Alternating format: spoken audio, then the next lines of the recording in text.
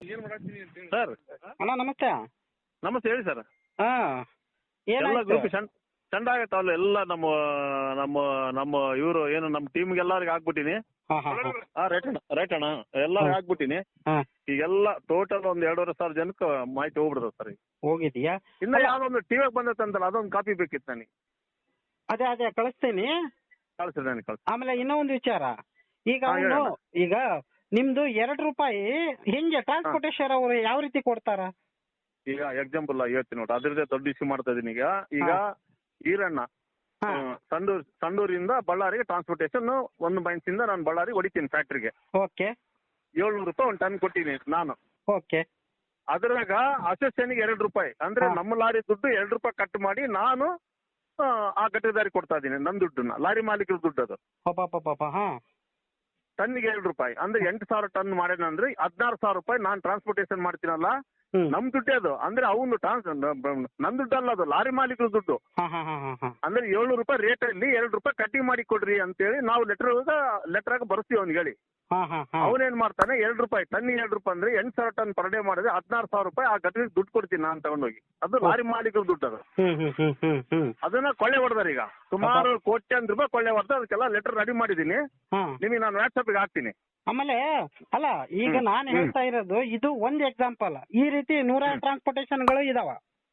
ಹೌದು, ಸುಮಾರು 58 ಟ್ರಾನ್ಸ್ಪೋರ್ಟೇಷನ್ಗಳು ಎಲ್ಲಾರು ಇವನೇನ್ ದುಡ್ಡು ಕಟ್ ಮಾಡಿ ಕೊಟ್ಟಾರ. ಅಂದ್ರೆ ಅದು ಲಾರಿ ಮಾಲೀಕರ ದುಡ್ಡು ಕಟ್ ಮಾಡಿ ಕೊಟ್ಟಾರ. ಅಲ್ಲಣ್ಣ, 58 ಟ್ರಾನ್ಸ್ಪೋರ್ಟರ್. ಹೌದು, ಯಾರು ಟ್ರಾನ್ಸ್ಪೋರ್ಟ್ ಮಾಡ್ತಾರೋ ಕಮ್ತೂರು ಎಲ್ಲೆಲ್ಲಿ ಮೈನಿಂಗ್ಗಳಿದಾವೋ ಅಲ್ಲೆಲ್ಲಿ ಲೆಟರ್ ಪ್ಯಾಡ್ಗಳಾಗ ₹2 ಯೂನಿಯನ್ ಕಟ್ ಮಾಡ್ರಿ ಅಂತೇಳಿ ಅದ್ರೊಳಗ ಕಟ್ ಮಾಡಿಕೊಂಡು ಅದನ್ನ ಡೈರೆಕ್ಟ್ ಆಗಿ ಆ ಘಟಕದ ಅಧ್ಯಕ್ಷ ತಾನು ದುಡ್ಡು, ಅದು ಲಾರಿ ಮಾಲೀಕರ ದುಡ್ಡು. ಆ ದುಡ್ಡು ಇವನೊಬ್ಬನೇ ಉಪಯೋಗಿಸ್ತಾನ? ಮತ್ತೆ ಈಗ ಅವನು ಎಲ್ಲಾರ ಅಂಡ್ರನಾಗ ಇವನಲ್ಲ ತಾಲೂಕು ಅಧ್ಯಕ್ಷ ಅಲ್ಲ. ಈಗ ಎಕ್ಸಾಂಪಲ್ ಈಗ ತೋಡ್ರಿ ಕಮ್ತೂರ್ ಸೆಟ್ರಾಗ ಸುಮಾರು ಒಂದು 20,000 ಟನ್ ಹೋಗುತ್ತೆ. ಅಲ್ಲಿ ₹2 ಕಟ್ ಮಾಡಿದ್ರೆ ಪರ್ ಡೇ 40,000 ಆಯ್ತು. ಆ ದುಡ್ಡು ಯಾರಿಗೆ ಕೊಡ್ತಾ ಇದಾರೆ? ಯಾರು ಲಾರಿ ಮಾಲೀಕರಿಗೆ ಕೊಡ್ತಾರೆ? ಕೊಡಲ್ವಾ? ಯಾರು ಕೊಟ್ಟಿಲ್ಲಲ್ಲ, ಅದಕ್ಕಾಗ ನಾನು ನೀವು ಲೆಟರ್ ಮಾಡ್ತಿರೋದಲ್ವಾ. ಅಂದ್ರೆ ನಿಮ್ ದುಡ್ಡಿಂದಾನೇ ಅವ್ನು ಈಗ 50 ಲಕ್ಷದ ಕಾರಲ್ಲಿ ತಿರ್ಗಾಡ್ತಿದಾನ, 2 ಕೋಟಿ ಮನೆ ಕಟ್ಸ್ಕೊಂಡಾನ. ಅಣ್ಣ, ಇವಾಗ ಒಂದು ವರ್ಷಕ್ಕೆ ಒಂದು ಮೈನ್ಸ್ ನಲ್ಲಿ 15 ಲಕ್ಷ ಟನ್ ಮೂವ್ಮೆಂಟ್ ಆಗುತ್ತೆ. 15 ಲಕ್ಷ ಟನ್ಗೆ ₹2 ಹಂಗಾದ್ರೆ 30 ಲಕ್ಷ ಆಯ್ತು ಪರ್ ಇಯರ್. ಆ 30 ಲಕ್ಷ ರೂಪಾಯಿ ಆ ಒಂದು ಹಳ್ಳಿಯಲ್ಲಿ ಒಬ್ಬ ಅಧ್ಯಕ್ಷ ಅಂತ ಮಾಡಿರ್ತಾನೆ. ಎಕ್ಸಾಂಪಲ್ ವೆಂಕಟನಾಯಕ್ ಅನ್ಕೊಡ್ರಿ. ವೆಂಕಟನಾಯ್ಕಿಗೆ ಆ ದುಡ್ಡು ಮುಡ್ತೈತೆ. ವೆಂಕಟನಾಯಕ್ ಆ ದುಡ್ಡು ಏನ್ ಮಾಡ್ತಾ ಇದ್ದಾನೆ?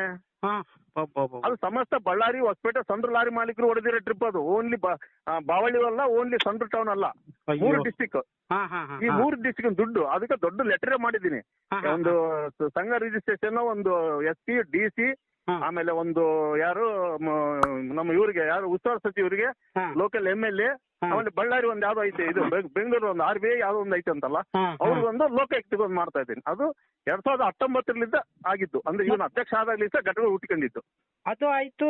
ಇವತ್ತು ಕೇಳ್ಪಟ್ಟೆ, ಎಲ್ಲ ಲಾರಿ ಮಾಲೀಕರದ್ದು ಈ ರೀತಿ ನೀವು ದುಡ್ಡು ಹೊಡಿತಾ ಇದ್ದಾರೆ ಅಂತ ಕೇಳಿದಾಗ ಪತ್ರಕರ್ತರು ಯಾವನವನು ಕರ್ಕೊಂಬ ಅಂತ ಹೇಳ್ತಾನಂತೆ.